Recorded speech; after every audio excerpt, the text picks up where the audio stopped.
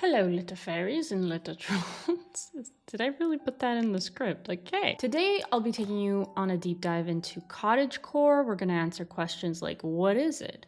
Who follows it? And what are the cultural influences that have resulted into the rise of this trend? Because as many of us already know, aesthetic trends are a result of the events that happen around us. These candles are about to burn out really soon, and my prop budget is very low, as in zero. I have no replacements for these, so I'm gonna see you when the sun rises again. Cottagecore is defined according to the Urban Dictionary as a niche aesthetic based around the visual culture of an idealized life on a Western farm. Common themes include sustainability, gardens, farm animals, rural living, and nature. Searching for the term cottagecore online will bring up images and videos of home-baked pies, tea dresses, British cottages, photogenic picnics, mushrooms, and the backs of red-headed girls frolicking in endless grass fields. Megan McClellan on The Psychology of Fashion writes, "This rural imagery fattened out on the internet during the pandemic, and like any aesthetic, it came with its own set of core values. For cottagecore, freedom from societal constructs, religious and spiritual tolerance, and an eco-conscious mentality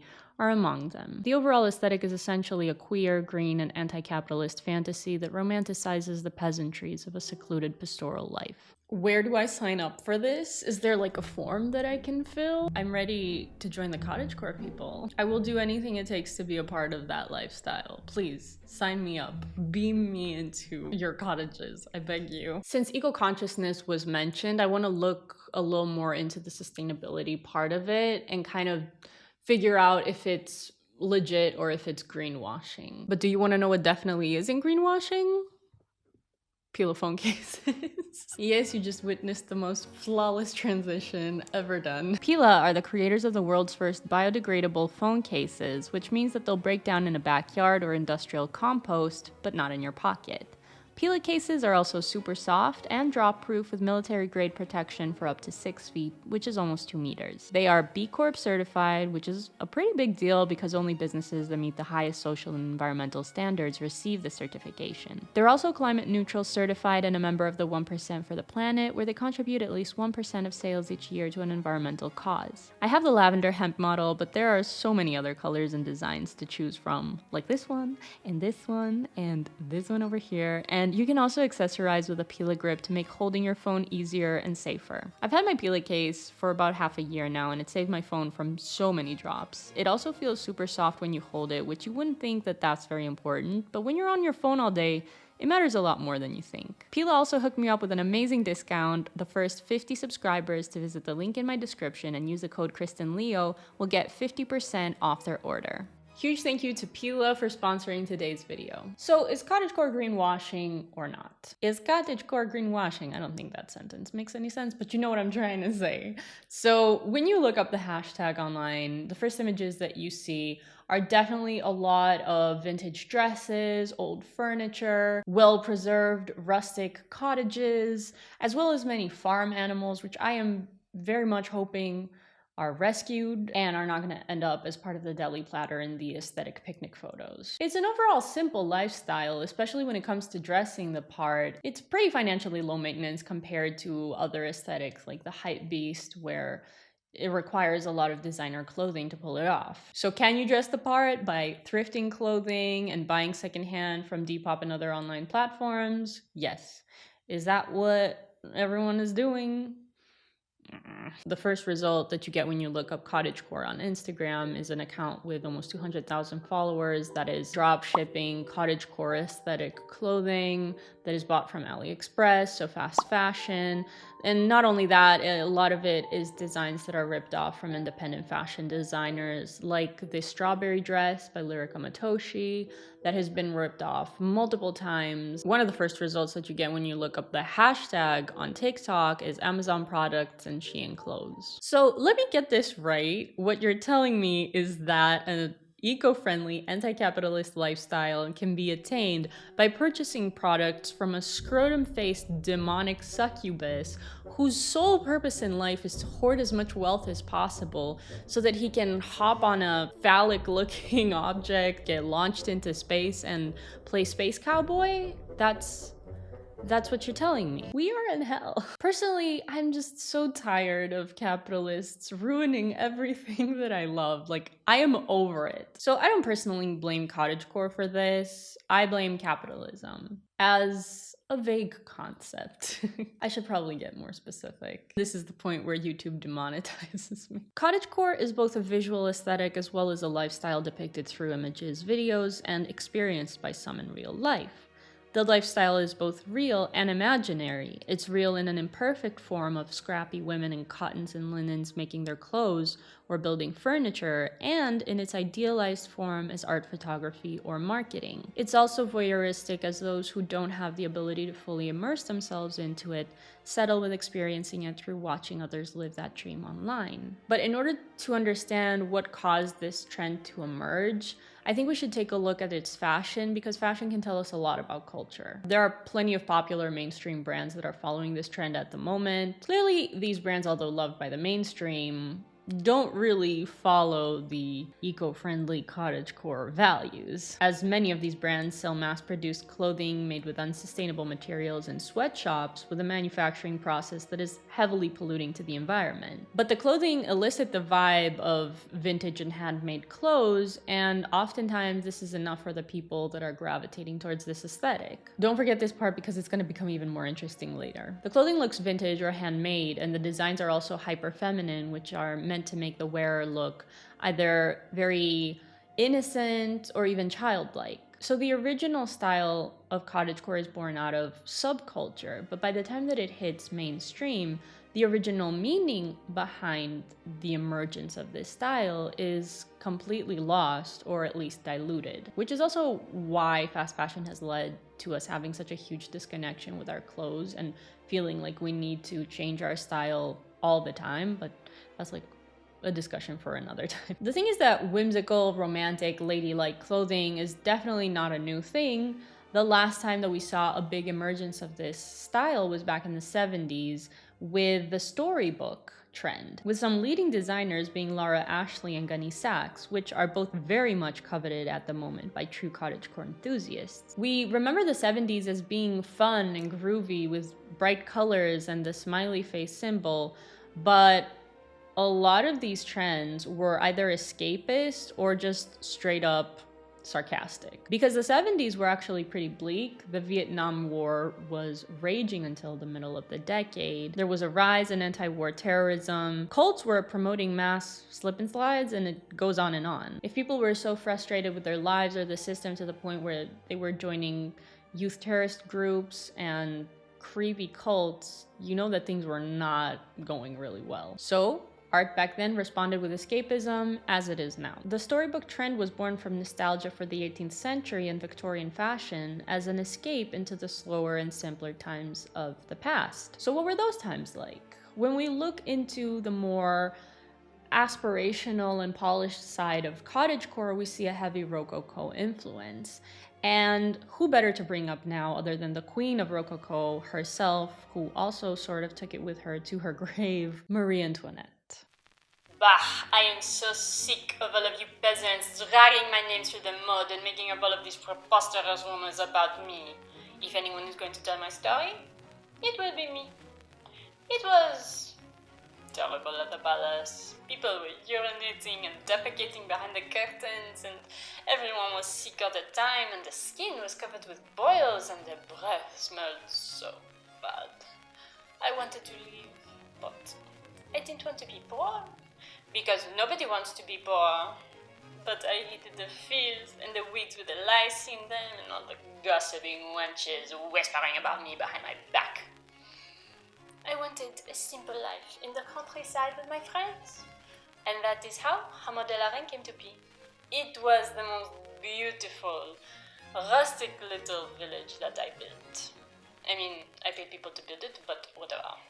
And when I was there, I loved to pretend to garden, but it turns out the gardening is a lot of hard work.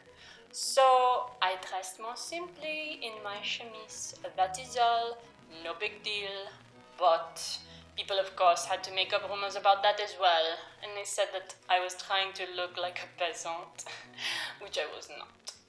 And they also said that I looked like a slut. But I was only trying to be comfortable.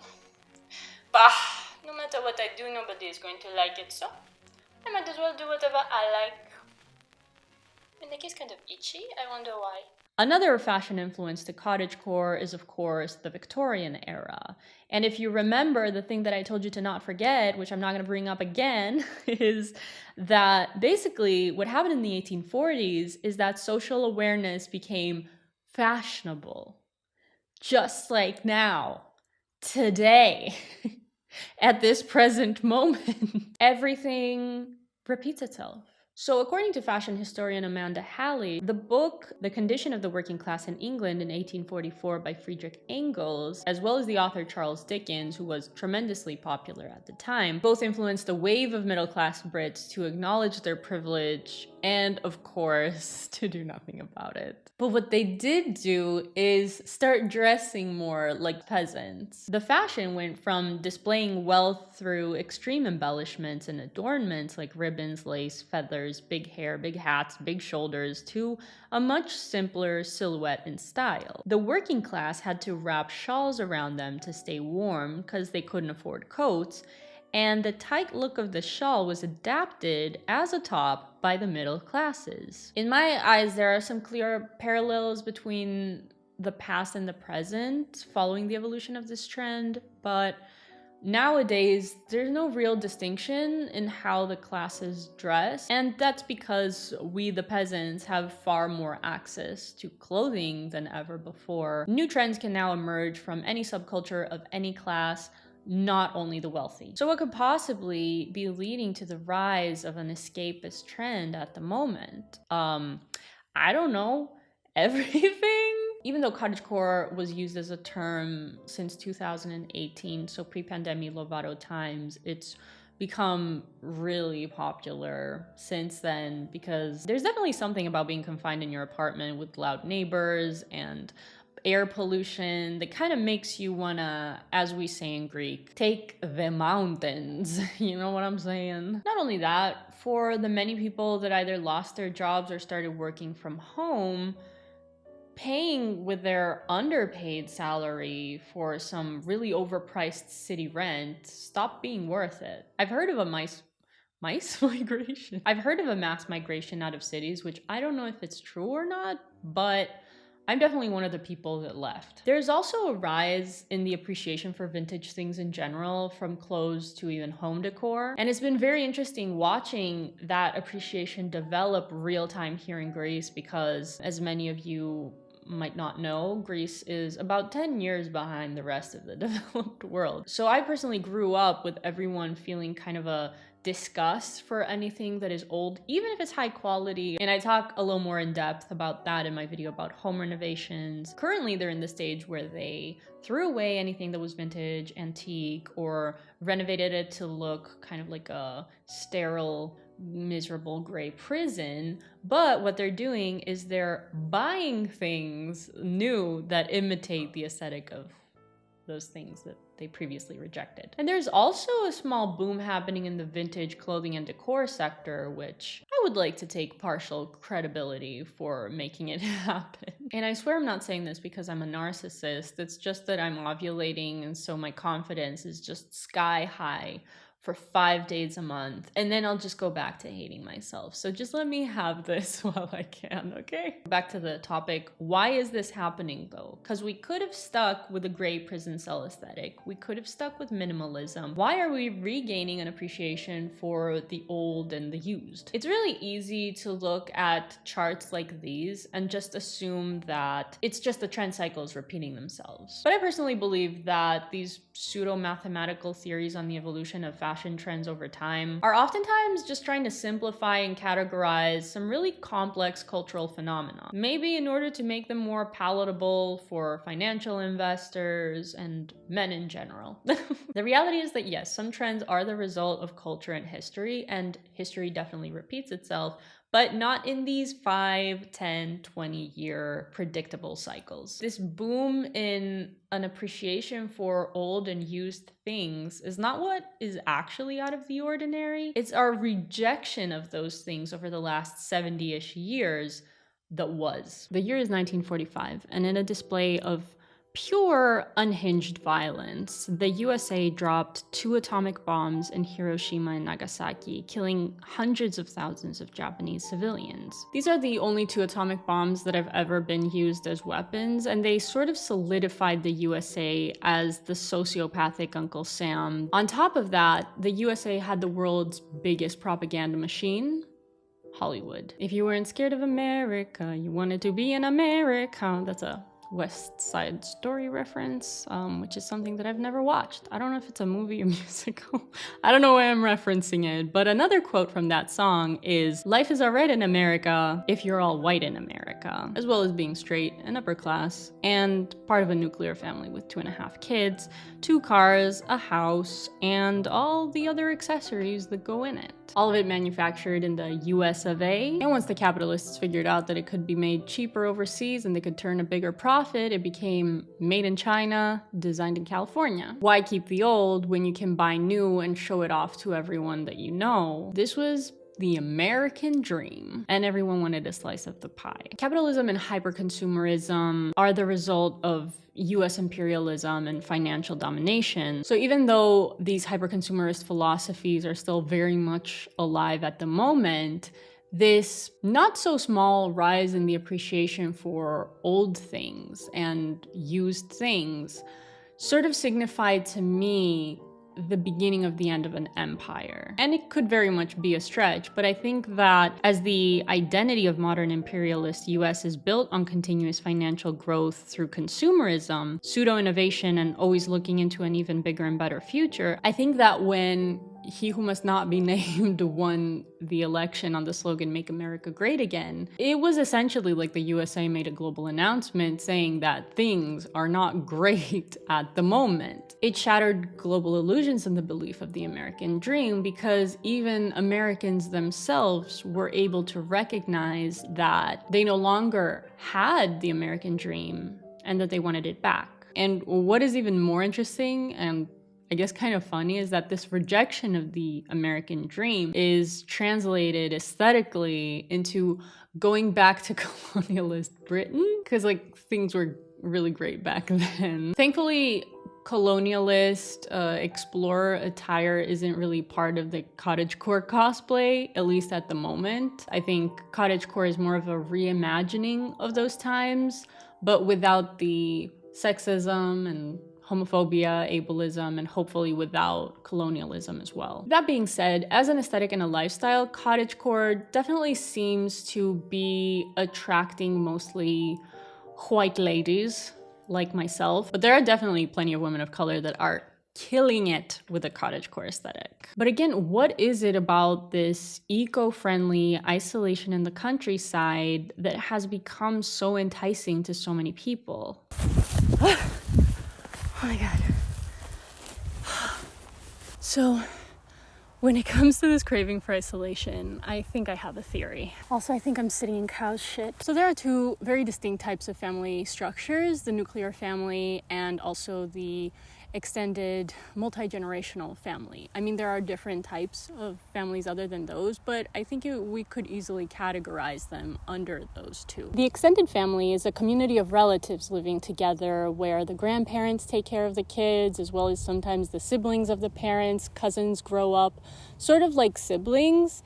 And this type of family structure exports adults that are usually well-rounded, social, while the nuclear family was born as an addition to capitalism by alienating the individual family members into separate rooms with their own individual objects that belong specifically to them. And it's also paired up with a cultural push for individuality. And it also presented consumerism as the solution for self-expression and also the solution for loneliness, therefore strengthening capitalism even further. The nuclear family has resulted in adults with an individualistic mindset, as well as kind of poor social skills, possibly introverted and with an affinity for alone time, and I really feel like I'm calling myself out right now. When nuclear family kids reach adulthood, it's also part of the culture to push those kids out of the family home as soon as possible in order to maintain the appearance of success and prosperity. And your child living with you at the ages of 18 or 30 does not signify that. Of course, that push out of the nest was successful for older generations because they were entering a world that was burgeoning with opportunities. But in the new millennia, these opportunities are nowhere to be found, resulting in a significant drop in the quality of life of these young adults as they try to survive on their own. Most job opportunities are in overcrowded cities, and if you are lucky enough to find a job, you end up with co-workers that are less socially adjusted than you are, and a boss that is worse than your toxic boomer parents. The cheapest place you can rent is still way out of your budget, and it's renovated to look like a prison cell. For those that have not yet become jaded with the American dream and the nuclear family structure, they push through all of that in order to start their own dysfunctional families. But you have become jaded, and you yearn for an escape, far away from people, far from the city, and you find it online. And it's #cottagecore. For the antisocial Gen Zers, it's a similar yearning for escape, but for them, it's from school or college life, which seems just to be getting progressively more and more useless in a world where the future is more uncertain than ever before. This need for self-reliance, I think, is an unconscious preparation for a collapse in whatever shape or form it takes. I think it's also worth mentioning the family units are also a classist issue. While the multi-generational family is as old as time because it provided a lot more safety and stability for the lower economic classes, when the nuclear family emerged in the 1920s, it was sort of hailed as the ideal way to raise children. But that family structure was a lot more expensive because it was expected that the home would have only one provider, which was usually the father, while the mother would stay home and take care of the kids. Therefore, it was unattainable for many people in the lower socioeconomic classes because both parents had to work, so somebody else had to take care of the kids. But things like the mass immigration to the US in the past century led a lot of people coming from multi-generational families to have to break down to smaller family structures like the nuclear family or the single-parent family, therefore suffering financially even further as they lost the support of the multi-generational family structure. So growing up in a nuclear family doesn't automatically mean that you are wealthier, but if you were wealthier, then the damage done by the nuclear family structure is either minimal, non-existent, or easily mitigated because these individualist values bred by the nuclear family are aligned with your pockets. You can purchase or easily rent a home without having to share it with roommates or rush to find a partner in order to split rent with them. You can focus on expressing your individuality through purchasing clothes and home decor. You don't have to settle and you don't have to share. If you want to move out to the English countryside and buy yourself a cottage, you can also do that. But for the middle and lower socioeconomic classes bred out of the nuclear family, things are vastly different. Their childhood conditioning pushes them towards appreciating solitude, individualism, and achieving financial success, but their pockets do not. You might say, well, you can change your perspective, change your values, and start embracing having to share your space and your things with others in order to financially get by. But because this is a classist issue, it's deeply rooted in Western culture to look down on people that take part in that behavior. It's a deep desperation to keep up appearances of Western and white supremacist sophistication. It stems from classism and racism. Communal living is looked down upon by many cultures, and it's really difficult to overcome those biases and to overcome this individualistic conditioning that we've had since childhood. I think a more safe and familiar solution is to go back home. For many of the cottagecore broads that are making TikToks or taking photos looking seemingly alone out in nature, this aesthetic is sponsored by mom and dad. This is a projection of living alone and succeeding on your own, but secretly actually reverting back to your support system. I mean, like, not to roast myself, but do you think that the garden that I am frolicking around in my videos is something that I could afford to, like, buy, build, maintain? No. The funny thing is that you know, my parents were around 40 years old when they bought this property and built it. If they were 40 years old now, in this day and age, with 3 kids, and one of them was only working, there's no way they'd be able to afford this.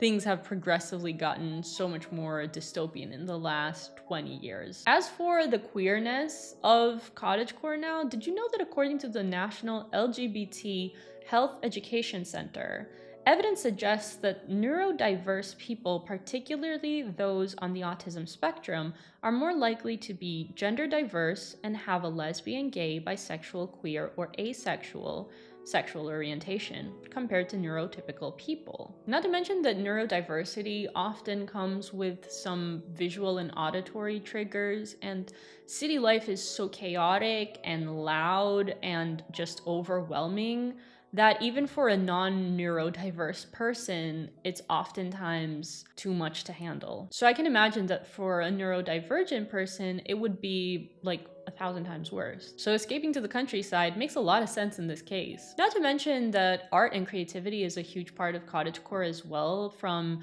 painting, sewing, cooking, gardening. These could all easily be someone's special interest. And cottagecore is a wonderful way for them to share it with the world. So cottagecore is the mostly white and sometimes queer, neurodivergent, anti-capitalist's escape. But it's also peasant cosplay for the proverbial Marie Antoinettes of the world, like in this photo of millionaire and nepotism poster child Kendall Jenner living her best cottagecore life, posing in a garden in front of what seems to be a golf course. Nothing to me screams tacky more than a hobby that requires huge amounts of land that are converted into like grass, that requires insane amounts of water to keep alive. Like, just ew. And as we learned, fashion repeats itself, and so does history. And here we can see some really interesting parallels between Marie Antoinette and Kendall Jenner. Kendall was born into the world's most famous and rich family that people love to hate, and Marie was born into wealth and wed into it, and people definitely loved to hate her too. The Kardashians, time and time again, aestheticize poverty and leech off of cultures that aren't their own. Marie lived lavishly off of money that she never earned, and the media dragged her for it. But even though Marie's tarnished reputation and provocative image fueled the French Revolution that led to her losing her head, she was never the true cause of people's misery. She had no true authority other than the male heir that she could birth out of her vagine. She was simply a female sacrifice for the angry mob of the bloodthirsty French bourgeoisie. And in a pretty similar vein, when Kendall handed out that Pepsi in the infamous commercial, it's her head that people wanted on a stake, not Pepsi's. Not the multinational corporation selling cardiac arrest and child obesity in a can with ingredients like sugar that are sourced through child or slave labor, making billions for the shareholders that basically don't even pay any taxes. Of course not. How did we get here from cottagecore? Right. If cottagecore indicates our desire to escape from a society that is on the brink of another French-style revolution, maybe it's not a good idea to be distracted by all of the Marie Antoinettes that the media and just people in general are waving in front of our faces and nagging us to chop off their heads. Whether that's celebrities and influencers, as well as migrants and refugees. And instead we lift the veil and face the true beast that is causing the societal misery, which is Satan. The beast is Satan. He's the one responsible for all of this. And also the richest 1% and the top 100 biggest multinational corporations, capitalism, as well as every system that perpetuates things like racism and ableism, misogyny, homophobia, classism, child abuse, nationalism, colonialism, and for good measure, cannibalism.